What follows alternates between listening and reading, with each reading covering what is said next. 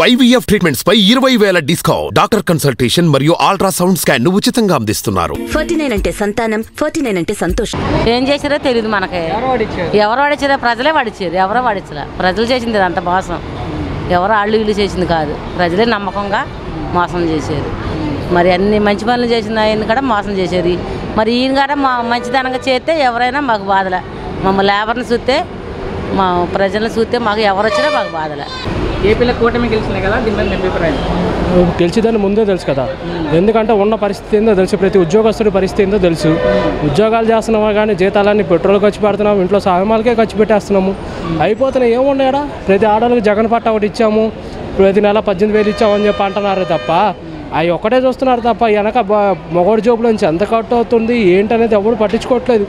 ప్రతి పెట్రోల్ అంతా, gas bill అంతా, కరెంటు బిల్లు అంతా, సరుకులు ఎంత అవుతుంది ఏంటి అయ్యా అంతా చూసుకుంటే కదా తెలిసేది. ఆయన ఇచ్చే ప్రతిదీ ఆయన ఇచ్చినవి అన్నీ ఇచ్చారు అంటున్నాడు. ఆయన జోబులో నుంచి ఏమి ఇవ్వలేదు కదా మనకి. ప్రతిదీ తాకట్టే అన్నీ తాకట్లో పోయినాయి. జగన్ పట్టాలు ఇచ్చాడు. ఎక్కడిచ్చాడు? ఊరి చివరి కాలువ కట్ల కాడ, ప్లస్ ఊరికి చివరి ఆడం పడక చివరిలో పడేశాడు. ఏం చేసుకోవాలి అవన్నీ ఎవరు జనాలకే? కొన్ని ఏరియాల్లో అవి కూడా ఇవ్వలేదు. కొన్ని చోట్ల అవి కూడా రాలేదు చాలామందికి. ఏం చేసుకోను? ఇప్పుడు జగన్ పట్టాలు ఇచ్చారు, ఎవరికి ఇచ్చాడు? వేస్ట్. ప్రతి ఓటు 1,00,000 2 లక్షలకు అమ్మేసుకున్నారు చాలామంది. ఏం చేసుకోను? అది ఎవరికి ఊరకు లాభపరచడానికి తప్ప ఏం లేదు నాకు తెలిసినంత వరకు. అవి అంటే ప్రధానంగా జగన్ గారు ఓడిపోవడానికి గల కారణాలు ఏంటి?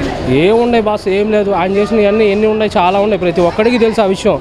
మీరు ఉన్న దాంట్లో ఏంటంటే ప్రతి ఒక్కడు మాకు అవి వచ్చినాయి ఇవి వచ్చినాయి అని ఓవర్ కాన్ఫిడెంట్లోకి వెళ్ళిపోయాడు. ప్రతి ఒక్కడికి తెలుసు పరిస్థితి ఏందనేది.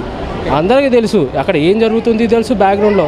ఇప్పుడు ఎవడైనా ఎదిరించి మాట్లాడాడు ఇంకో వాడి మీద కేసులు, లేకపోతే దాడులు, ప్రతి ఒక్కడికి, లేకపోతే పోలీస్ కేసులు. కాబట్టి సైలెంట్గా ఉన్నారు. సైలెంట్గా అవకాశం చూశారు, సప్ప అనేసి వేసేసారు దెబ్బ. అంతే. చూసినట్లయితే లోకేష్ భారీ మెజార్టీ కూడా వచ్చింది. దాని మీద ఒక్కటే లోకేష్ భయ్య గురించి చెప్పేది, పప్పు అన్నోడికి ఒక్కొక్కటి పప్పు దూరిపోయేటట్టు పెట్టాడు ఒక్కొక్కడికి. అది మటి కన్ఫామ్. 91,000 మెజారిటీతో దాటికే కొట్టాడు. ఎక్కడి నుంచి వచ్చింది? సరే పప్పు అన్నారు. పప్పోడికి ఎవడైనా అంతమందికి వేస్తారా? ఎవడు ఏడిగా? మరి ఎందుకు వేసాడు? అది మరి అదే ఎవరికైనా ఎవరి కెపాసిటీ అయినా టైం వచ్చినప్పుడు ప్రతి ఒక్కడికి తెలిసిద్ది. ఆ టైం వచ్చింది కరెక్ట్గా చూపించాడు ఎగ్జాక్ట్గా. ఇప్పుడు మాటికి చంద్రబాబు గవర్నమెంట్ వచ్చాక నాకు తెలిసినంత వరకు కింద మిడిల్ క్లాస్లో బతికే ఎంప్లాయీలు కానీ పనులు చేసుకునే వాళ్ళు కానీ ప్రతి ఒక్కడు మళ్ళీ బాగుపడతాడు. అది మటుకు కన్ఫామ్. మంచిగానే ఉంటుంది. అంటే ఎందుకు మంచిగా ఉంటుంది అనుకుంటున్నాను? అన్నీ చేస్తానన్నాడుగా. అంటే జగన్ గారు ఓడిపోవడానికి గల కారణాలు ఏంటంటే తెలీదు. అవి మాకేం తెలియదు. వేయటానికి మాత్రం అందరం వేసాము. మరి ఏం జరిగిందో తెలీదు. ఏదో కుట్ర జరిగింది. ఏం కుట్ర ఏంటది? ఓట్లు మేము ఆడపిల్లలందరం అన్నికే వేసాము. ఇక ఇదన్నీ భగవంతుడికి తెలియాలి. ఇదంతే. మరి ఎలా ఉండొచ్చు? వీళ్ళు చేస్తా అన్నారు, కొన్ని హామీలు ఇచ్చారు. చేస్తే బాగుండు, చేయలేదనుకో చేసేదేమి లేదు. ఇంక మనం అంటే మీ ఆడవాళ్ళకి ఆర్టీసీలు ప్రయాణాలు కావచ్చు. అదే ఏదైనా సిలిండర్ సంవత్సరానికి వచ్చి 3 ఇస్తానన్నాడు. 3 ఇవ్వలేదనుకో అప్పుడు ఎట్లా ఉండదో ప్రభుత్వం మనకు అసలు తెలియదు. ఇక అదే కొత్త కూటమి ఏర్పడింది. ఎందుకంటే ఎప్పటి నుంచో ఎదురు చూస్తున్నారు చాలామంది కూటమి రావాలని. గత 5 సంవత్సరాల నుంచి రాష్ట్రం అంతా 30 సంవత్సరాలు వెనక్కి వెళ్ళిపోయింది.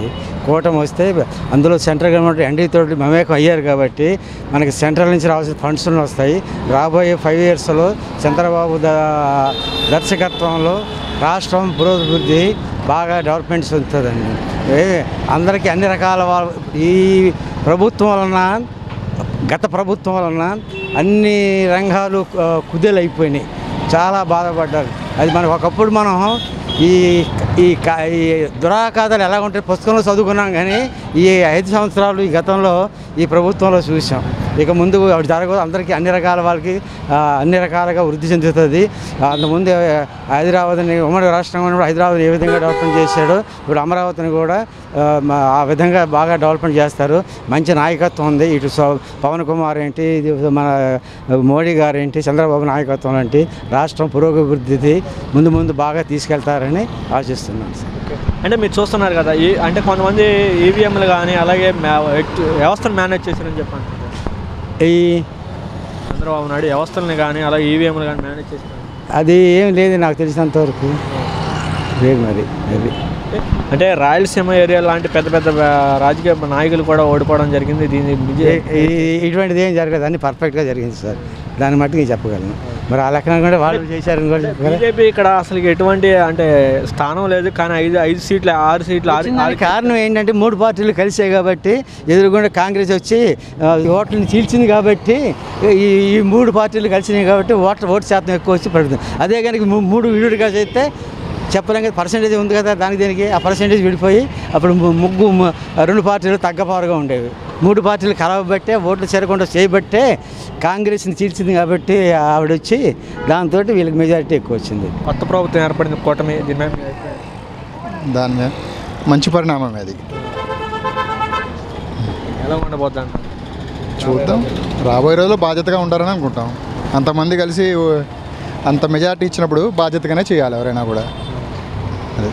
అంటే కొంతమంది ఏమో ఈవీఎంలు కానీ అలా వ్యవస్థను మేనేజ్ చేశారని చెప్పి, అదేం లేదు, అది ప్యూర్లీ కూడా మొత్తం ఇదిగానే జరిగింది, అంతేగాని దాంట్లో ఏం పక్షపాతంగా ఏం జరగలేదమ్మా.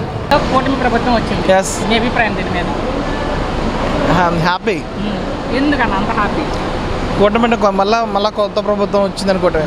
మరి పాత ప్రభుత్వం గురించి చాలామంది కూడా జగన్ ప్రభుత్వం మంచి లేదనే కదా కొత్త ప్రభుత్వం వచ్చింది. హ్యాపీ.